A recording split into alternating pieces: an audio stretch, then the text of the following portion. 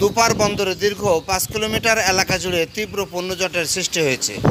ভারত ও বাংলাদেশের নির্বাচন ও বুদ্ধ পূর্ণিমা সহ 5 দিন ছুটি শেষে রবিবার সকাল থেকে বন্দর এলাকায় বেড়েছে আটকে পড়া আমদানি রপ্তানিকৃত পণ্যবাহী ট্রাকের চাপ। প্রতিদিন প্রায় 850 ট্রাক পণ্য আমদানি রপ্তানি হচ্ছে। বন্দর ও কাস্টমস কর্তৃপক্ষ চাপ সামলাতে হিমশিম খাচ্ছেন।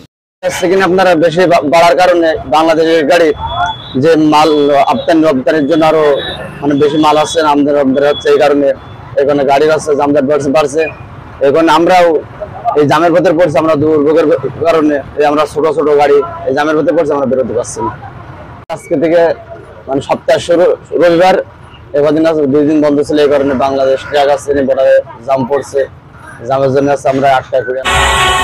দেশ বিদেশের সব খবর জানতে, দেখতে, শুনতে শিক্ষা, স্বাস্থ্য, যোগাযোগ, ভ্রমণ, বাণিজ্য ও বিনোদন সহ বিভিন্ন বিষয়ে সবার আগে সব প্রতিবেদনটি দেখুন ভয়েস অফ কলকাতায়।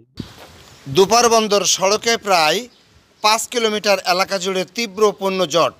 আমদানি রপ্তানিকৃত ট্রাকের চাপে বাড়ছে যানজট, ভোগান্তিতে পথচারী ও ব্যবসায়ীরা। টানা 5 দিন বন্ধের পর রবিবার সকাল থেকেই বেনাপোল পেট্টাপোল স্থলবন্দরে বেড়েছে পণ্যবাহী ট্রাকের জট। মহাসড়কের উপর দাঁড়িয়ে আছে হাজার হাজার পণ্যবাহী ট্রাক, ফলে চরম ভোগান্তিতে পথচারী সহ ব্যবসায়ীরা। পথে যানজট আটকে দুর্ভোগ বাড়ছে যাত্রীদের। বেনাপোল আরো 2 দিন আগে আসছি, এখনো জ্যামের ভিতরে আছে, এখন ইন্ডিয়া ঢুকতে পারি না। আমি কি চান? আমরা চাইতে সুন্দরভাবে ঢুকতে পারি, যাতে খালি করে বেরিয়ে আসতে পারি, এটাই হলো আমাদের জন্য সবচেয়ে ভালো। আমরা আরো 2 দিন আগে আসছি বেনাপোল, গাড়ি চলতেছে না, আমরা অনেক দুর্ভোগের ভিতরে আছি। গভীর রাত পর্যন্ত চলছে খালাস প্রক্রিয়ার কাজ। তবে ভারত ও বাংলাদেশের বিভিন্ন প্রান্ত থেকে আসছে পণ্যবাহী ট্রাক, এতে চাপ বাড়ছে দিন দিন। বন্দরের জায়গা স্বল্পতার কারণে সড়কের উপর রাখা হচ্ছে ভারত ও বাংলাদেশি পণ্যবাহী হাজার ট্রাক, ফলে পচনশীল পণ্য পচে নষ্ট হচ্ছে। যানজটে অতিষ্ঠ হয়ে পড়েছে সর্বসাধারণ। ঘন্টার পর ঘন্টা আটকা পড়েছে দূরপাল্লার পরিবহন, দুর্ভোগে যাত্রীরা। দিনের পর দিন আটকা পড়েছে পণ্যবাহী ট্রাক, এ থেকে পরিত্রাণ চান ভুক্তভোগীরা। 5 দিন এক্সপোর্ট ইম্পোর্ট বন্ধ থাকার কারণে অনেক গাড়ি লোডিং হয়েছে, আবার রাস্তাঘাটে সব দাঁড়িয়েছিল, যানজট বেঁধে গেছে। পরস্পর 400-450 গাড়ি করে সব যানজট লাইনে পড়ে আছে। প্রতিদিন গাড়িতে একভাবে যানজট বাড়তেই আছে।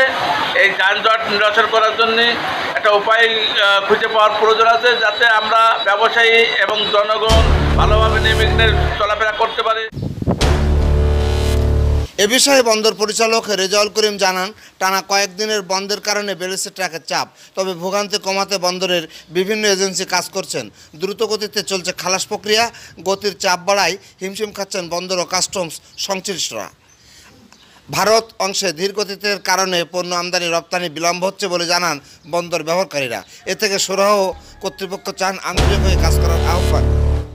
হ্যাঁ ভিউয়ার্স, আমাদের ভিডিওটি আপনার পছন্দ হলে লাইক কমেন্টস করে জানাবেন আপনার বিজ্ঞ মতামত, শেয়ার করে সুযোগ করে দেবেন অন্যদেরকে দেখার।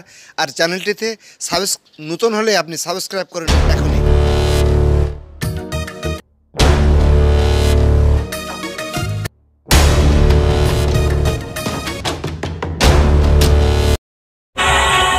দেশ বিদেশের সব খবর জানতে, দেখতে, শুনতে শিক্ষা, স্বাস্থ্য, যোগাযোগ, ভ্রমণ, বাণিজ্য ও বিনোদন সহ বিভিন্ন বিষয়ে সবার আগে সব প্রতিবেদনটি দেখুন ভয়েস অফ কলকাতা।